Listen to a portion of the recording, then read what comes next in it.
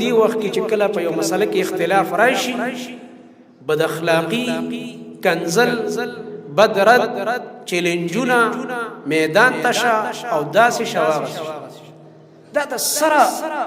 د امت د صحابه او د مخکنو سلف طریقه نه د پاتې شوی لکه دا اوس چې سکیږي دا د جهالت د وجې نه کېږي قرآن موږ ته ډېره ښایسته فارموله راښودلې ده الله رب العالمین فرمایي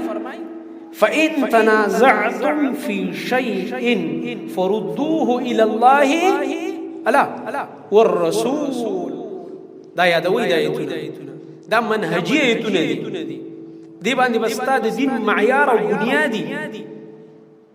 ځکه دغه کسانو ته الله په قرآن کې مؤمنان ویلي دي او څوک چې په قرآن او حدیث فیصله نه کوي هغه ته مؤمن نه دی ویلی فلا وربك كما يتم اولستو دا غیر است وضاحت کوم ان شاء الله قسم خوړلې دي چې زما په نبی فیصله ونه کی او زما د نبی په حدیث فیصله ونه کی او دا احکام پیش نه کی زما په نبی ته سره مؤمن نه په قسم سره الله وي ته مؤمن نه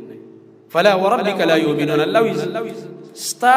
پر رب دي زما قسم یا الله رب العالمین په خپل ربوبیت قسم کوي زما نبی ته فرمایي چې دا خلک ګور مؤمنان نه سو پوری چې دوی خپل فیصله پتا سنی حل کړي ازما خوګ نبی نو په نبی علی السلام چې فیصله حل کو نن خدای الله نبی نشتا نو صحیح موجود دي ها شابه سي احاديث موجود دي الحمدلله په صحیح سندونو د سرو زرو په شانتا راویان دي پکې کارا هغه را نقل کړي الحمدلله هغه ته خپل